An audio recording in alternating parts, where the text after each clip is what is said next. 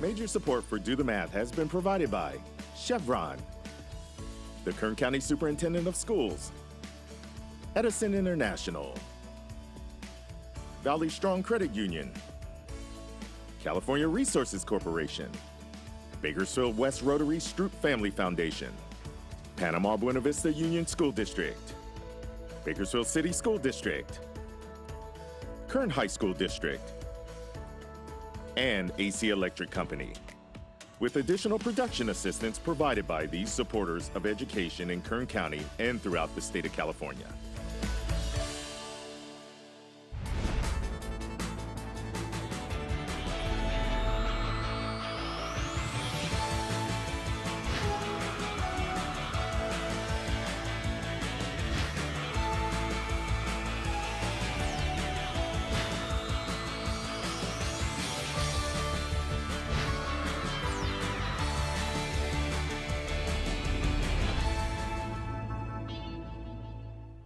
Well, good afternoon and welcome to Do the Math. I'm Michael. And I'm Scott. And in studio with us we have Sloan. And Sloan, if somebody needed to get a hold of us at Do the Math, what would they need to do? For math homework help, call in Bakersfield 636-4357, toll free 1-866-636-6284, email dothemath@kern.org. We're online at dothemathonline.net. And on social media, Facebook, Instagram, Twitter, and YouTube. All right, nicely done. Sloan, where do you go to school and what grade are you in? I go to Stockdale Elementary, and I'm in 4th grade. How's 4th grade going? 4th grade's good. I would rather go in person. I think every single student, you know what, I think it's 99% of the students would rather go back. There are some students that kind of like to work on their own and work online a lot. But most of the students would like to go back. So, how long have you been at Stockdale? I've been at Stockdale for 5 years. So since kindergarten? Yes. All right, so in 4th grade, you get an opportunity to do some things that you may not have done before, okay? One is go to school longer, right? Because you're there for a longer day, right? Mm-hmm. But then as you get a little bit older, you can do things like, I think you can do them this year also, like science fair. Picking an instrument. Right, playing. So do you have any interest in any of that kind of stuff yet? I do want to play the violin. Oh, good. Okay, well, good. Well, that's something that you can look forward to then, right?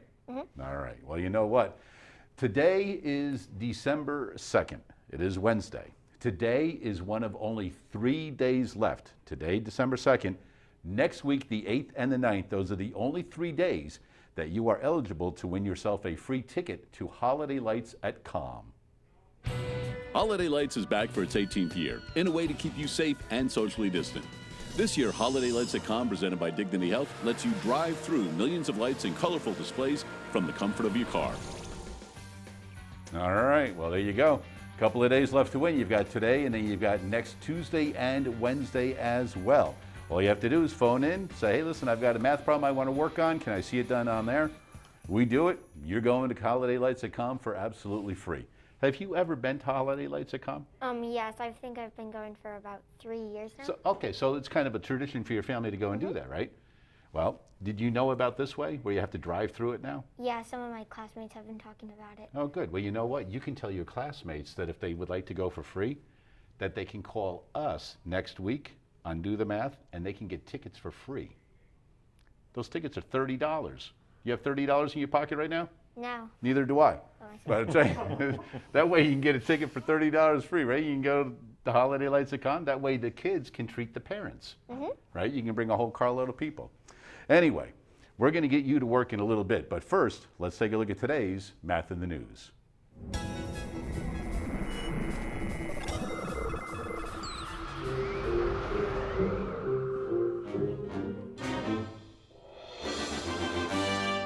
All right, today's Math in the News actually literally ripped right out of the newspaper, and here's the headline: Math Class for Real Life. Now, you knew when I saw this, I had to tear this out and talk about this a little bit, right? So this is pretty interesting. Scott, this might be a guy that you might remember, Stephen Levitt, an economist at the University of Chicago and co-author of the book Freakonomics. Oh, yes, definitely. All right, so a lot of us remember that. But it says learning math is different from understanding data. So, Stephen teamed up with Stanford University professor Joe Bowler to push the movement to modernize math. Okay? So I was like, all right, how do they want to modernize math here? The proposal is simple. Condense 3 years of high school math, typically Algebra 1 in 9th grade, Geometry in 10th grade, and Algebra 2 in 11th. Then devote the freed up time to more relevant learning such as data science or financial literacy. Financial literacy we do in 6th grade because the earlier students understand that, the better off they're going to be in the long run. Definitely. But I know a lot of classrooms try to do that, but they're talking about the high school years mostly, because some students, they get to Algebra 2 and they're like, I don't want to do this stuff anymore. Right. You know, or calculus, and they say, I see no reason to do this. Well, in the financial literacy, it seems like it would be a wonderful asset to a high school student because they might actually be making money at that point. Right, they could be working. Yeah. We actually have high school students here working. Sure. Right? So Joe Bowler said, we don't need people to replicate what a computer can do in the 21st century. We need those creative thinkers. Finally, they said most students leave after Algebra 2, like I said, because the abstract calculations involved aren't engaging. Okay? So they're not getting anything out of it. Therefore, they get a bad taste in their mouth with the end of their math in their schooling. That's right. So that is, this came out on November 13th, Friday the 13th it was in November of this year. But then I figured, all right, you know what, I found one other little thing to take a look at, kind of referring a little bit to what they're speaking of. And this came out in the news today. And this shows how from last year, 2019, to the fall of this year, how students have not progressed in math at the same rate they did last year during the winter quarter. So you can see in 3rd grade where students were able to get above by 27%, but this year only 12.7 so far. Right. Okay, and you can see the trend continues all the way through 7th grade, where there's almost a 50% gap between the previous year. And in this article, they talked a little bit about how parents are more willing to help their students with reading than they are with math. One, because they feel more comfortable helping their students with reading as opposed to math. And they're necessarily not sure how to help the students with math, which is exactly why we're here. So that way you can see a couple of different methods, and we've always got students in here so that Sloan can show you her multiple ways of doing math today, right? And we always are available for parents as well. That way parents have called in and said, listen, my student is off doing something right now, but I would like you guys to show me a different way to help my student. And then we're more than happy to do that as well. We do have phone tutors available until 5:30 this afternoon, and that is today's Math in the News. All right. So, young lady, 4th grade is going pretty well. You're working on division, I understand, right now. Yes. All right. Over to the board, and we're going to have you do a quick problem. All right. So this is one out of your book, and let's go with 449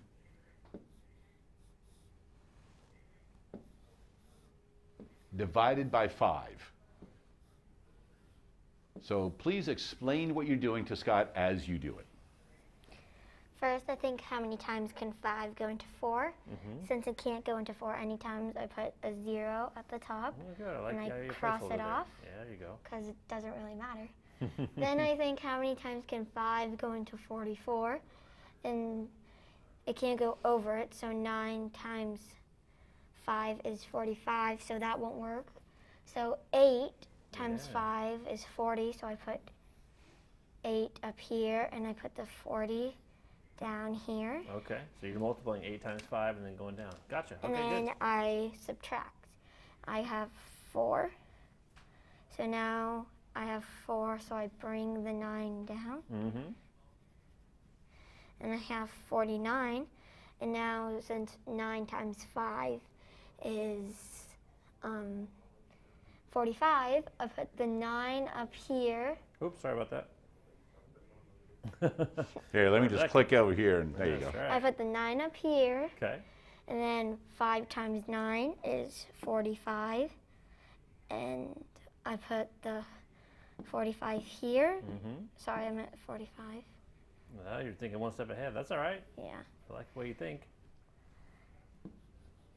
And then I subtract again. And now I have 4.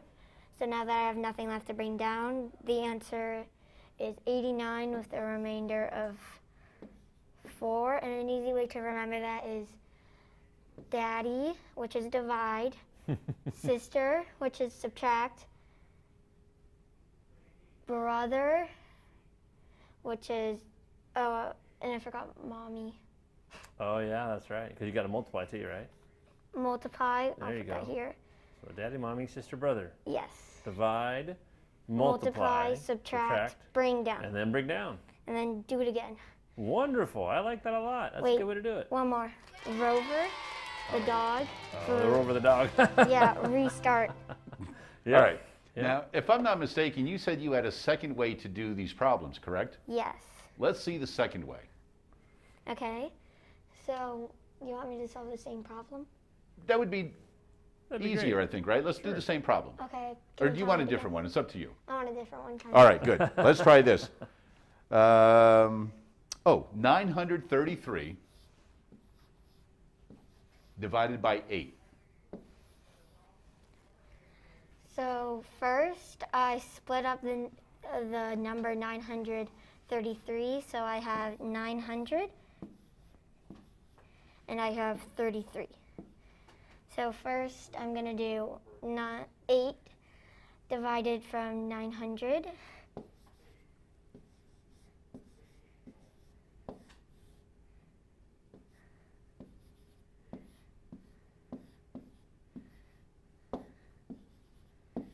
Well, you're going quick, daddy, mommy, sister, brother. Good job.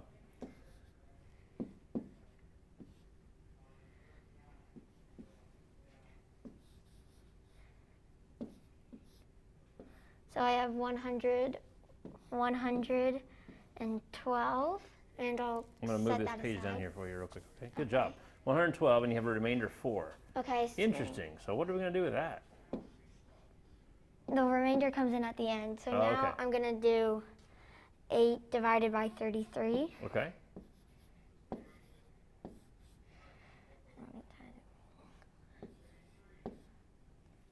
So 8 doesn't go into 3. Good. But But 8 it goes goes into into 33. 33 Okay, 4 times. Good deal. Good deal. Sorry. And that's why we always do math with a pencil, huh? Mm-hmm. There you go. So 4 remainder 1. Now I'm gonna take my number back down, 112, and then add 4. So I get 116. Mm-hmm. And then I add my remainder. So I had a remainder of 1 here and a remainder of 4 there. So I add those remainders. Mm-hmm. I got 5, so it's 116 with a remainder of 5. Wow. I like that method. Now, if someone like me who's never seen that before, I've never seen that way before. That's pretty neat. It's How called the would I make distributive sure that calculator. your word, the way you did it, is absolutely right? How do you know I that? would multiply my answer. Can you do that? Well, Yes. hold on a second, because that's what we're going to do next. Ah, okay. all I was right? going to say, because I want to see that thing checked out. Right, because I know that's the first time we've seen that. Yeah. And we're going to have Sloan go a little bit more into depth with that. That was But wonderful. right now, we do have an opportunity. And as you know, on Wednesdays, we have the opportunity to go out to local businesses and see how they apply mathematics and science into their industry. This is the beginning of a 5-week series where we're going to build a house from the plans all the way to furnishing it. Let's take a look.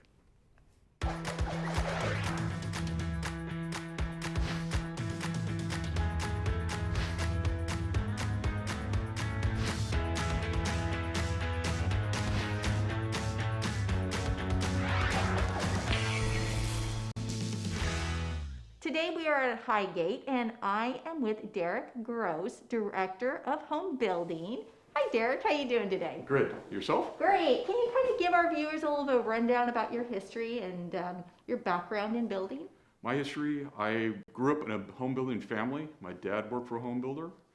And I started, my first actual real job was out in the field cutting freeze blocks. on a radio saw. So from there I went to being a framer, and then my dad taught me how to estimate, and then I worked my way into the home building industry through the office. And how long have you been in this business here? I've been with Castle & Cooke 13 years, and prior to that I worked for another home builder for 9 years. And can you kind of tell us where we're at right now? We are in Castle & Cooke's newest community, Highgate. And how long has Highgate been here? It has been here for 4 years. And what are we doing today?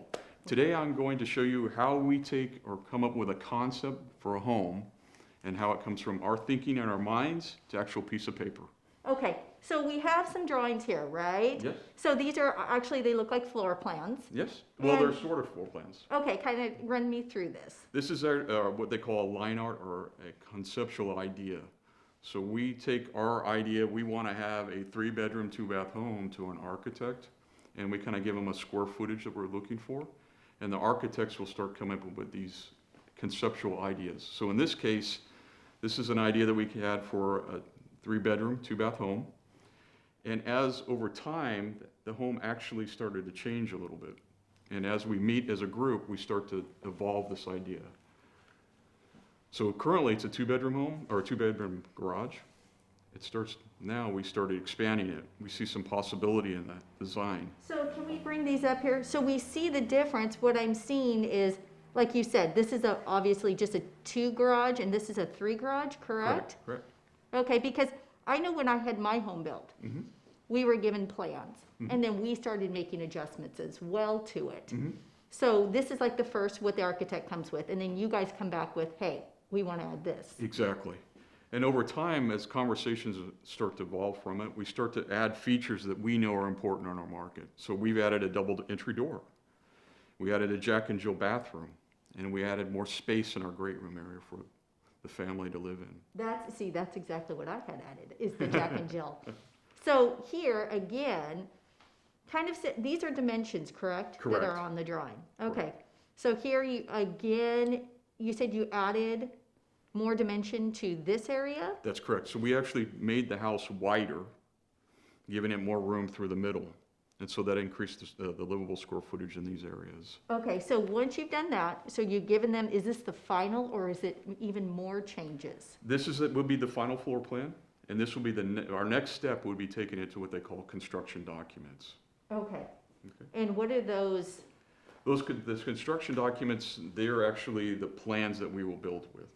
Okay. Okay. So those are the actual like big architect, like you roll out Yeah.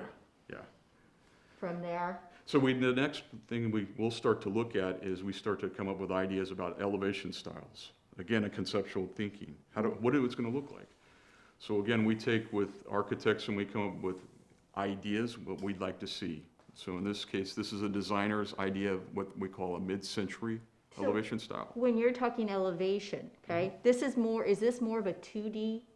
And then now we're looking at more of a 3-dimensional? They're all 2-dimensional on the paper, Okay. but the floor plan itself is laid out for 2D. The elevation, we get a 2D, but it gives us more depth to it. We start to look at how the house is going to look from the street. Okay. So we take the conceptual idea, and then we start refining those ideas. Wow.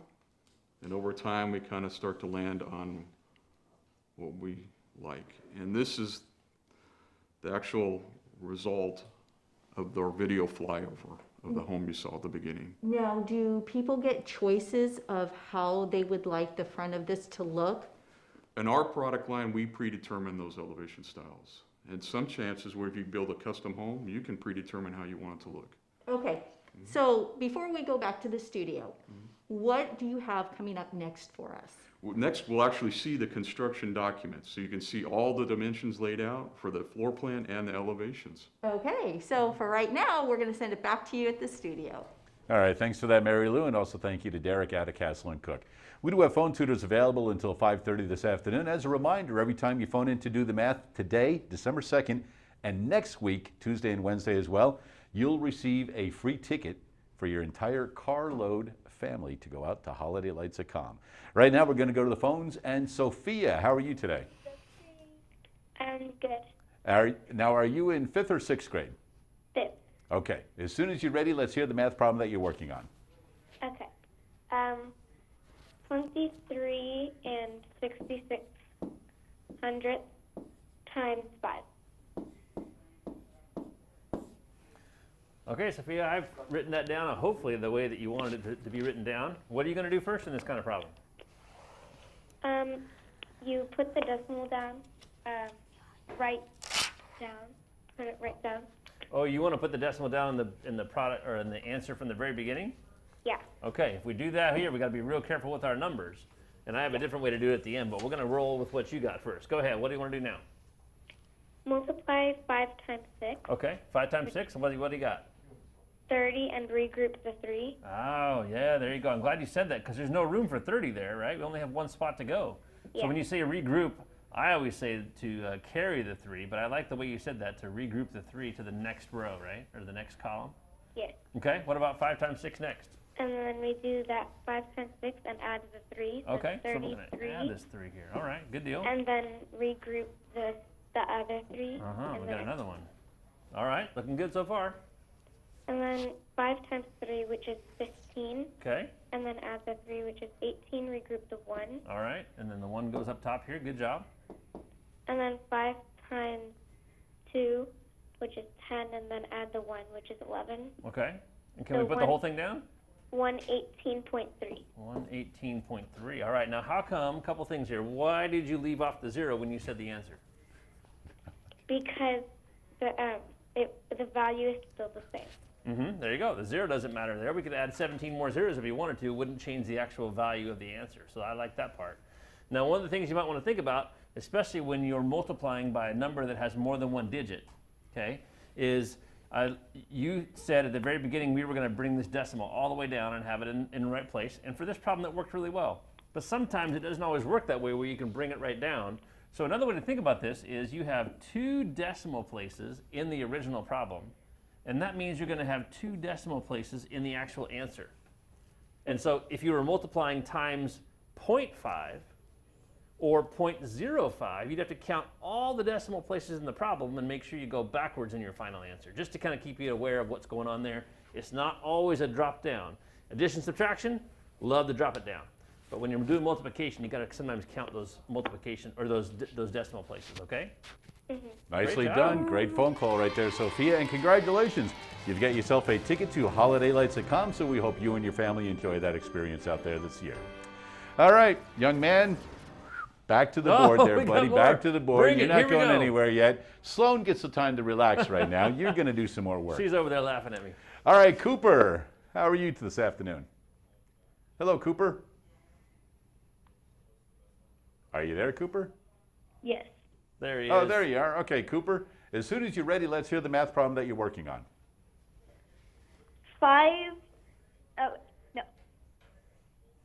1,550 divided by 5.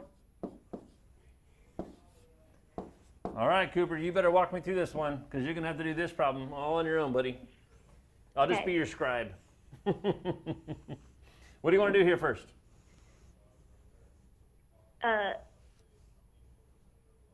Multiply. See what I can multiply 5 by to get close to 15. I like that idea. Now, earlier, even in this show, we were talking about the fact that we need to look at the first number first. So does 5 go into 1? No. I'm not quite sure if you were watching Sloan earlier, but what she did is right above that 1, she put a 0 and a slash through it. And I really like that because it takes the place of that, it's like a space holder, so you don't put your actual next answer in the wrong spot. So, good start here. How many times does 5 go into 15? 3. 3 times. All right, where do you want me to put the 3? Above the 5 to the right of the 1. There you go, above the 5, above the first 5 that we see, right? This is a 3. Good job. All right, what's next? So a subtraction sign under the Under the 15? next to the, like under the line or curve. Mm-hmm. That's fair. I got you. I got you. I'm with you there. So under this little curved line here, yeah, we're going to put a subtraction sign. And what are we going to subtract from 15? 15. Where did that come from? 5 times 3. All right, so 3 times 5, 15 here. This goes back to Let's see, what? Dad, mother, sister, brother, all that fun stuff we're going to subtract. So let's see here. What's next? After we get nothing left, 15 minus 15 is 0. What are you going to do next? Bring down the next 5. Okay. So bring down. There's the brother part. 5. How many times does 5 go into 5? 1. One time. I'm going to put that up top. And what do you want to do next? Subtract 5 from 5. Okay. So far, we are doing wonderfully well. Are we done?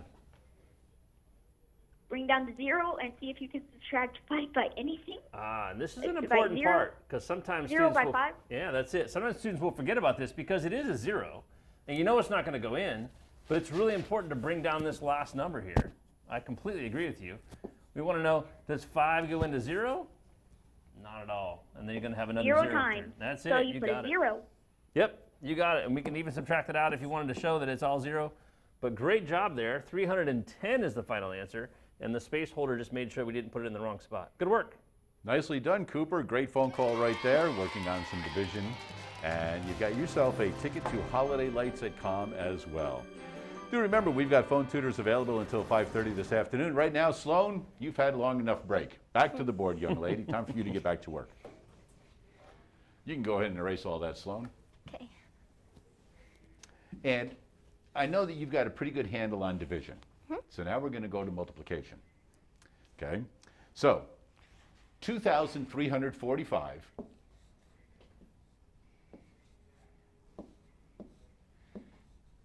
times 67. And explain as you go through it, please. So first I do 7 times 5, which is 35.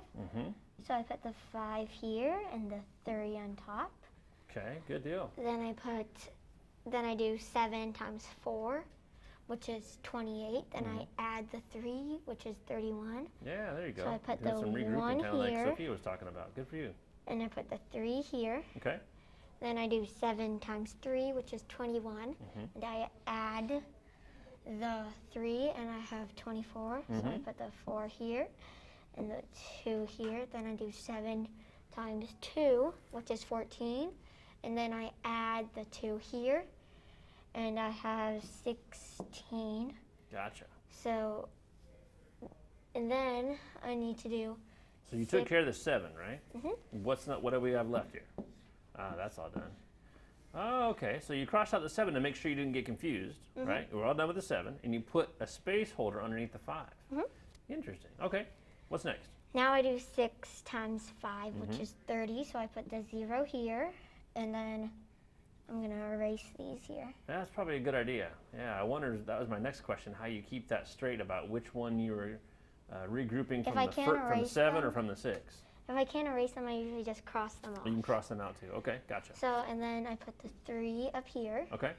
Then I do 6 times 4, which is 24, plus 3, which is 27. So I put the 7 here and the 2 here. Good. Then I do 3 times 6, or 6 times 3. And I have 18 plus 2, which is 20. So I put the 0 here and the 2 here. Then I do 6 times 2, which is 12, plus 2 is 14. Then I add. Now we got to add at the end. So all right. since there's a placeholder here, it's just 5, 1, 11. I carry the 1 and put it here. Yep. And I have 7, 5, 1. That's my answer. What is the answer?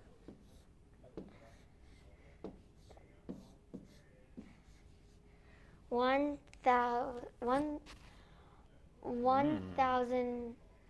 Well, put your comma in there to make Yeah, I it was easier to gonna read. say, if you could put a comma in here, it might be a little easier to read. Where would the comma go? There you go. All right, now you can read it. 157,115. Nice job. I like how you did that one. Well done. There you go. So we know that you've got the division and the multiplication. We'll work on some other things in a little while. But because you've done some great work so far, you've got yourself a meal courtesy of our friends at Grillenberger. So congratulations on that. Do remember we have phone tutors available until 5:30, but right now we have another opportunity to go visit Marylou out at Castle and Cooke, see how the plans are coming with that house. Well, how's it going, Marylou? Hi, we are back here at Highgate, and I am with Deryk Gross, Director of Home Building. Now, we were just talking about taking an idea right? Yes. Now we're going a little bit further with that idea. We take the idea and we actually now have the architect and structural engineer create the construction documents. Yeah. So these are the documents that we use for permitting. Okay, so, and these are all done at the architect, right? And yes, and our structural engineer can provide the components for those, yes. Okay, well, just looking at it as a home buyer, it's pretty intense looking. Can you kind of walk us through what this all means? Yes. These are the plans that our construction contractors will actually utilize to build the house. So this is their blueprint, if you will. So this is on site. It's on site with them. So the plan itself is the cover. And this, if you remember, is the floor plan, the house that we were looking at earlier. Which is a much bigger scale here. And all the scaling's done to a quarter for 1 foot. So if you take a scale, every quarter inch becomes 1 foot to the house. Okay, so if I were to go out, if this was actually done, and I could kind of calculate exactly how big that wall in actual will be to build. Correct. So within the floor plan, as you notice, they have all the bedrooms or bathrooms, the kitchens, everything, all the windows are called out by sizes. The doors are called out by sizes. And then all the dimensions to them, each room is provided as well. These are pretty detailed. Looking at it, I mean, everything has some kind of dimension to it. Correct. When the framer and the foundation, they start by looking at all these dimensions, and that's how they create the perimeters. And so for each component, so for instance, when we have a kitchen island with a sink, the foundation trenching company, they need to know where they have to trench that to get to the plumbing lines. So they have to dimension that out. And that has to be done all before the foundation is poured, correct? Correct. So we take the floor plan itself, is what the framer concrete guys they utilize to lay out the home. And then as we talked earlier, we have the elevation. And this is where all the work, what it really looks really cool, starts to happen. So again, everything's dimensioned and laid out on the plans. The little bubbles themselves in there, they're actually called details. And so those are specific how we were asking the contractors to construct those areas.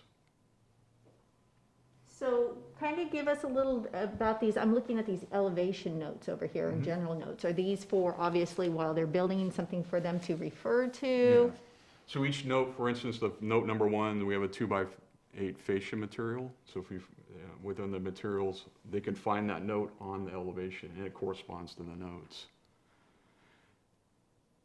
It gives everybody a chance, they can look at it and develop how to build the home. So if we go actually into the details, a little bit more into the detail of the plan, you'll start to see these components of it. So if I'm looking for a D1 or D2 sheet. Oh, wow. So the detail they provide in there, the architect provides, how to construct the column for one of the elevations. So this would be the column, correct, right here? Correct. And it's kind of giving them exactly on how to construct that. All the dimensions, all the material requirements, all the space in between it, it's all there for them. There is so much detail done in this. Approximately how long does it take to come up with this whole set of plans? It takes our architect and structural engineer usually 4 weeks to complete the plans. Wow, just 4 weeks. That's amazing. I would think it would take longer because there's just so much details. Yeah, there's a lot of, they do use a lot of common details. When you're we're a production home builder, so we like to repeat things. For instance, I'm very good at driving to work every morning, but if I drive a different way, I might make a mistake. So we try and utilize similar items throughout each construction of the home. Okay. The other component within these plans is the structural component, and this is where all the math is occurring for seismic loading, wind loading, and dead live loads. So here is the actual plan of the foundation, and this we'll be looking at shortly. The dark or shaded portion is what they call a footing, and that's the depth of goes down into the ground. And the light area is this livable slab area. The components in these, they call them ABs or HDs. These are actually what they call the shear walls, and those are the hold downs that will go inside the concrete to hold the wall up. Okay, we have just so much more information, but we're gonna have to send it back to the studio for right now. And when we come back, we have just so much more to go. Back to you, Mike. All right, thanks for that, Mary Lou. And as you can see, there is a lot of detail in all of those plans when you start putting a house together. We do have phone tutors available until 5:30 this afternoon. We have Sloan, a 4th grade student from Stockdale Elementary, in studio with us today, working on some division and multiplication. So far, we'll get to some more creative problems in a little bit. But right now, we're going to go to the phones. And Salem, how are you today? I'm doing great. How are you? Excellent myself. Now, you're at Centennial High School, correct? Correct. All right. As soon as you're ready, let's hear the math problem that you're working on. What was that? Sorry. Just go ahead and read the problem when you're ready. All right. In one state, 52% of the voters are Republicans and 48% are Democrats. In a second state, 47% of the voters are Republicans and 53% are Democrats. Suppose a simple random sample of 100 voters are surveyed from each state. What is the probability that the survey will show a greater percentage of Republican voters in the first state than in the second state? Man, Salem, I like this one already. This is voting season, right? We have all kinds of stuff to talk about in the news. And heck, couldn't get a much more relevant problem to go here. All right, what do you want to do with this one first? Because I have all the numbers down, 52 and 48, 47 and 53, and we're taking a random sample of 100 people from each state. Is that correct? Correct. And so we need to find out what the probability is that the survey will show a greater percentage of Republican voters in the second state than in the first state. Yeah, no doubt. That'll be really interesting to figure out. Okay, what do you want to do first? Okay, I think we need to find the difference in the proportions in the sample. Ah, there you go. Proportions, I like it. So what proportion do you want to make first? Let's do the 52 and 47, the Republican ones. Okay. All right. So when you make we need to. Go ahead. When you make a proportion, you're going to put this over 100 or put them over each other, or what do you want to do there? So we use the equation E and then parentheses P1 minus P2. Okay. So I think we need to subtract them from each other. Okay, let's do it. Tell me which numbers to fill in for P1 and P2. So 52 or 0.52 minus 0.47. I probably should do the math on the paper here. There you go. So you've changed these percentages into decimals, right? Correct. Gotcha. All right. Looks good so far. And what does the E stand for, just so we know? The E, it's a great question. The error or I'll the let you difference take between that the one. two? What was that? Maybe the error or the difference between the two? I think so. Okay. So 52 minus 47, what are you going to get there? 0.5, it looks like. 0.5 or? 0.5. How about 0.05? Yeah, we want to make sure we're right there, 0.05. right? Yeah, that's important to have that 0 there. All right, sounds good. What's next? All right, then we need to do the same for the other problem as well. Aha. Okay, is it So- still P1 minus P2? So we'll do 0.48 minus 0.53, is that right? I think so, yeah. Okay. And what do we get this time? Let's see here. What? 0.48 minus 4.3. Is it 4.3 or 5.3? Just want to make sure. 5.3, sorry. Gotcha. So it looks like we're probably going to end up with the 0.05. However, is the negative important because we had a smaller number minus a bigger number? It looks like it will be negative. Yeah, it is going to be a negative deal there, huh? Okay, so we got these two differences here now, right? Like you said, we're going to do Correct. proportions. What are you going to do with those numbers? So we need to find the standard deviation Ah, there you go. I knew that was coming. of the difference between the two. Okay, tell me what to do the first step on that one. That's where I'm a little stuck on. Do you want to help out with that? Standard deviation. You got to like that part. Well, what do you know about standard deviation? I know it's my least favorite part of that. I'm with you there. Yeah, standard deviation tends to stick people often in statistics. No doubt about that. Give me a little bit of background at all, and then we can go from there. Do you have a formula you want to work with? So the standard deviation formula. So is that the one that's like the same as the difference, right? Yeah. What do you got there? Go ahead. Give it a shot. We're working with a pencil. It's all good. Is it the P1 minus the P2 as well?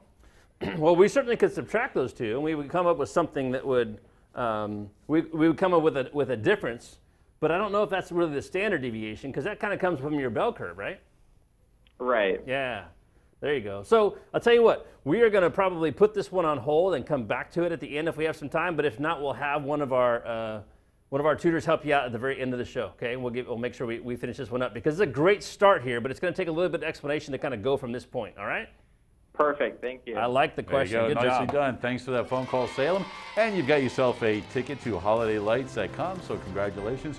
Hope you enjoy your evening out there. All right, young lady, let's get you back to work. You've been kind of relaxing a little bit, so you can go ahead and erase that board. And they were just talking about proportions, and that's what we're going to have you do right now, Sloan. All right, so let's take a look at the board together.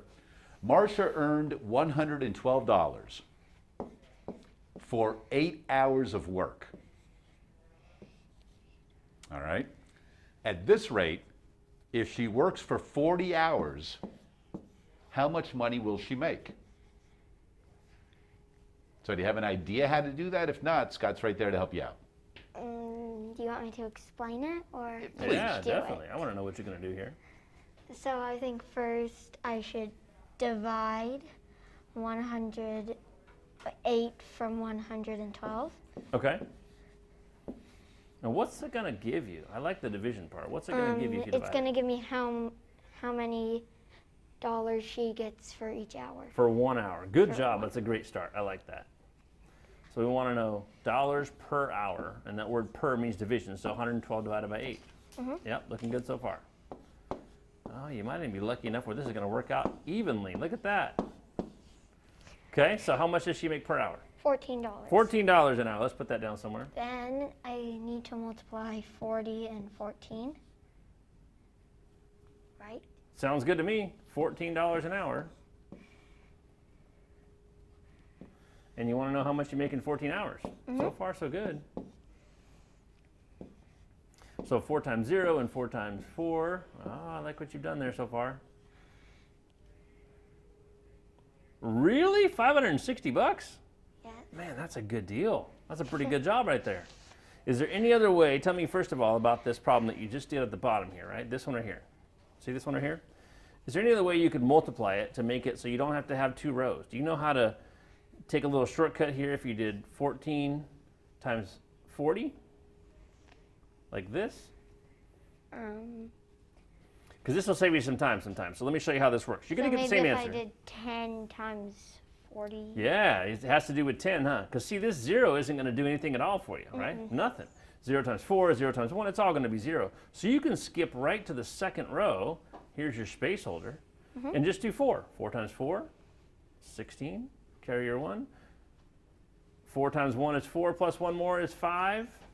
560. Yeah, gives you the same answer, but it's a little bit faster because you have that 0 in there. So if you ever have a choice, and you do sometimes, if you ever have a choice about how to multiply 2 numbers together, if one of them has a 0 in it, right, at the end, 20 or 30 or 90, something like that, put that one on the bottom, save you an extra step. Okay.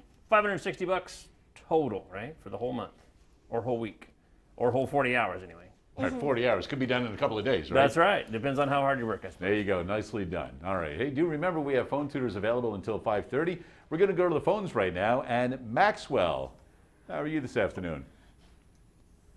Hello, Max. Hello? You're at Ronald Reagan Elementary, correct? Yeah. All right. As soon as you're ready, let's hear the math problem that you're working on. Okay. The sum of four consecutive integers is 210. Which one of these 4 integers is prime? Whoa. Wow, I like this problem a lot, Maxwell. Where do you want to start with this one? So first of all, tell me what an integer is. An integer is a number. It is a number, that's true. Couldn't 1/7 be an integer? No. Not so much. So tell me a little bit more about an integer. What do we need to know? An integer has to be a whole number. There you go. So that's got to be a whole number. That's a good start. What about consecutive, right? I didn't write the word out, but you said the word consecutive. What does that mean? That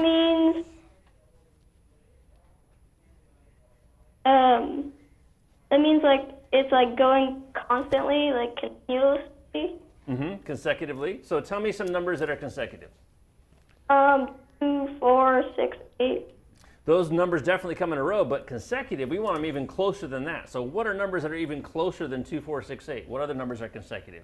Like 1, 2, 3. There you go. Gotcha. So the numbers that are whole numbers that are right next to each other. Okay, so now we know what we're talking about. What about this word sum? What does that mean? That means like answer to the question. What's that? We have 4 consecutive integers that we're going to find. What does that word sum mean? Add, subtract, multiply, or divide? It means the answer, like the answer of an addition problem. Addition. Good for you. Okay, so I've kind of written out some blank spots here. Hopefully you can see that if you're watching along with us. We have 4 numbers we're going to add together to get 210, and the numbers have to be consecutive. So you said initially, 1, 2, 3, and 4. Those are 4 numbers that are consecutive, 4 integers, right? But that's probably not going to get us to 210, huh? Yeah. So they're going to be a little bit bigger. So what numbers do you want to make that are bigger than 1, 2, 3, and 4? Do you have any guesses about where to even start this problem? We would have to like divide. We would have to divide 210 by maybe 4. Okay, that's a great place to start. Okay, so 210 divided by 4. So we're taking a little bit more of an educated guess here. So we're not just going to randomly guess. What is 210 divided by 4? How about 21 divided by 4? What do you get there? That 21 divided by 4 is 5.25. 5. Okay, so we got 5 times 4 is 20. And we have a 1 here. So how many times does 4 go into 10? 4 goes into 10 about 2 times. Okay, about 2 times. So the number that we have started with here, 210 divided by 4, is about 52 with some change. A little bit extra, a little bit of remainder there. So 52 might be one of the numbers that we're looking at. That's a great start. Where do you want to put the 52? Should we go 52 start and then 53, 54, 55? Or do you want to put it at the end? Do you want to put it in the middle? Where do you want to start with that? I think I'm going to put it with the start. At the start, okay. So 52, what's the next number? 53. 53. 54. 54. And 55. 55. Can you add those up real quick and see what you get? Because we want to get 210, and we're going to see if we're over or under or what. Okay. Okay, that is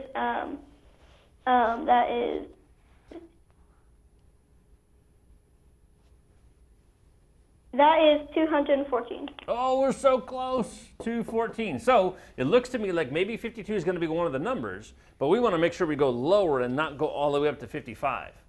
So which numbers do you want to try this time? 52 is definitely one of them. Do you want to put it in the middle or at the end? I think I'm going to put it second to last, so in the middle. Oh, I like the way you're thinking. Let's give it a try. Okay, so if you say second to last, that's here. So what number comes after 52? 53. 53. And what number comes before 52? 51. 51. And one more number before 51? 50. 50. Let's see how that works. Can you add those numbers together for us? Okay. 206. Oh, man, we were so close. So there's only probably one more place that we can put that 52, right? Yeah, we have to put it second to the first. There you go. So we're going to put a 52 here. Little process of elimination. 51 to begin with. Then we'll do a 53, and the last number we'll have here is 54, and we are certainly going to hope that we have 210. Can you double check that for me? 200. 51 plus 52 plus 53 plus 54. Did you get 210? Yes. Good job. All right, so we have that part checked, but there's one more part of the problem that you asked. And what was the last part of the problem? Which one of these 4 integers is prime? Whoa, what does prime mean? Prime means it cannot be divided equally. Okay, can you eliminate 2 of these numbers right away because you know they can be divided? 52. And? 54. How come? Because they're even, so and most even numbers can can be composite. I like the way you think, man. You're exactly right. So we're down to 51 and 53. Those aren't numbers that we can always think of that right away we know it can be divided by something. Do you have any other tricks in your bag to know whether 51 or 53 is prime or composite? You can divide by all numbers. You could. You could start dividing by a whole bunch of them. Look at this number 51 here. Mm-hmm. Do you know any tricks that will allow you to figure out if 51 is divisible by another number? Well, you know it's not divisible by 2. It can be maybe it can be divisible by 5. It could be divisible by 5, but if you divided it by 5, right, all numbers you can divide by 5 end in a 5 or a 0. So I've got a question for Max, because I know Okay. you've learned some divisibility rules in 6th grade this There you year. go. That's what we were shooting for. If a number, how do you know a number is divisible by 6? You can do is you can find like 12, and then you can just divide it by 6. Okay, and what about 7? Because 6 would need to be divisible by 2 and 3. You can't do 2 into 51. Yeah, you can do 3. You can do 3, but now try 7. So I want you to think of some other numbers. Maybe like 16. Oh man, you're getting big there. Certainly good start. Good start. I like these simple ones here, and I want to go over a couple of those. We talked about this one, right? If you divide it by 5, it's got to end in a 0 or a 5. Yeah. You told me earlier if you divide it by 2, it's got to be even. Do you know the rule for if a number is divisible by 3? It can be odd or even. It could be odd or even. Here's a real quick lesson. Are you ready? This will take 10 seconds. Mm-hmm. Take the digits in the number, 5 and 1. What's 5 plus 1? 5 plus 1 is 6. Can you divide 6 by 3? Yes. Yes, then that means you can divide 51 by 3. Isn't that cool? So you add the digits, and then you divide by that number, and if it works, you got it. So I'm going to tell you right away, 51 is not prime. Mm-hmm. It's not, because you can divide it by 3. Let's try it with 53. What's 5 plus 3? That is 8. 8. Can you divide 8 by 3? No. No, you can't. So you can't divide that one by 3. We could go through some other numbers, but we're really only down to 1 anyway. So I'm pretty sure that 53 is going to be your number that is going to be prime at the very end. And doggone, at the very beginning, we were awfully close to it. Great work there. I like that problem a lot. There you go. Great work right there, Maxwell. Thanks for that phone call from Ronald Reagan Elementary. And you as well have got yourself a ticket to Holiday Lights at KERN, so congratulations on that. We do have phone tutors available until 5:30 this afternoon. We do have one more opportunity. We're going to go out to Castle and Cooke and visit with Marylou again and see how they're doing with all of these plans. We are back here at Highgate, and I am with Deryk Gross. We left off talking about looking at the blueprints, correct? Yes. Of what the house is going to look like, but we didn't really talk about where the house is going to be. Right. The land is based on large parcels. So for instance, our current development, we're moving west. And so our next parcel is actually laid out in the shaded area. So this is the shade area where you are going to be building next. That's correct. When we take the large parcels, we want to start thinking about how the lots are going to look in there. And so again, we go to an architect and we start explaining this is kind of what we were thinking. And they came up with this for this area. Now, how do they figure out how many homes can be in a certain area? What we'll do is we'll provide them with a typical lot width we'd like to have and depth. And from there, they start moving things around and considering the streets and the walks and the parkways. And they come up with this concept. They also utilize a lot of this overall area divided by what we're looking for. Okay, looking at this, was this hand drawn? Or is this all machine generated? It's machine overlaid, but a lot of the notes, as you can tell, are the hand notes. But there is a computer program that does give them the optimal layout for lots. So we can say we'd like to have 100 lots in this area, and the computer will figure out what the optimal layout would look like. The human interaction is we want it to look kind of neat. We want it to feel comfortable as people live there. Now, when they give this to you, like with the house, do you look at it and think, okay, let's make some adjustments here or there? We do. We go through a couple of them. So, and this is, as we kind of keep looking at it and trying to figure out how we want to present the product, this ended up being one of the final layouts. So here, obviously, this is the final layout. What is this right here? What does this represent? This determines the type of neighborhoods, which ends up being the lot width that we're shooting for. And again, it's an area calculation. So do all these lots have equal dimensions, or are some lots larger or smaller? Some lots are larger. These are actually 65, these are 60 wide, these are 50 wides in here. Hence the color coding. Exactly. And is that what this is for? Is the key for that, to Yes. show that information? Mm-hmm. And so as we come up with our idea, and then we decide this is what we'd like to have, we start towards the actual mapping process. So it becomes a vested tentative map through the city. So we submit that through the city, and they go through their planning approval process. And then ultimately, it ends up being a tract map. So this is signed by all the parties, and this is approved by the city council. And we come up with actual lots and dimensions. Now, this is what I'm used to seeing, because when I built my house, I remember we were able to look at and find our lot, what we wanted, and they had shown us this. This is the tract map that has it will have the APN numbers, and it also has, the width of the lot, the dimensions of the lot, all the ideas of monumentation to show where the lot is. So whenever our civil engineers, they'll actually stake based upon the map. So if I'm interested in building, I can see this. If I come into your office, I can see this. Would you give me directions to that lot so I can actually see it in reality, exactly where it's located? Yes. And go out there? So as we kind of work our way through that, based upon the map, we start determining at where we want to start building. And the next segment will show the plot plan, which looks like this. The house on the lot. And then from there, the actual foundation is poured based upon that plot in relationship to the lot. So from here, now we're just on that one where the house is going to be sitting. Right. This is what the outline of the plot of that, what the plans would look like, correct? Correct. Okay, wow. There is so much behind this and so much math, my goodness. Well, I want to thank you so much for walking us through this today. You're never thinking that, hey, here's the house, let's just walk in. But there's really a lot of detail, a lot of mathematics behind it. Yeah. Thank you again for letting us visit today. And that's it from Castle and Cooke with Deryk Gross. Back to you, Mike, in the studio.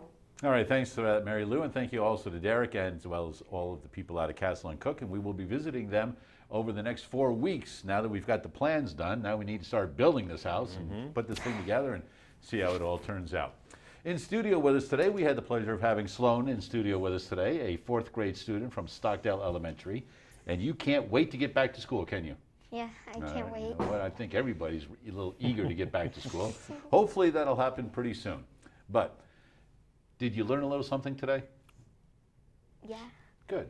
And I liked how you showed us a different way to do your division problems. That was awfully nice of you to do that. Always great to learn a different way. Did you have fun today? Yes. That was the even more important thing right there. And do remember, next week, next Tuesday and Wednesday, the 8th and 9th of December, the final 2 days that you can phone in to win yourself holiday lights at COM Tickets. That is next week. And until we meet again, continue to do the math.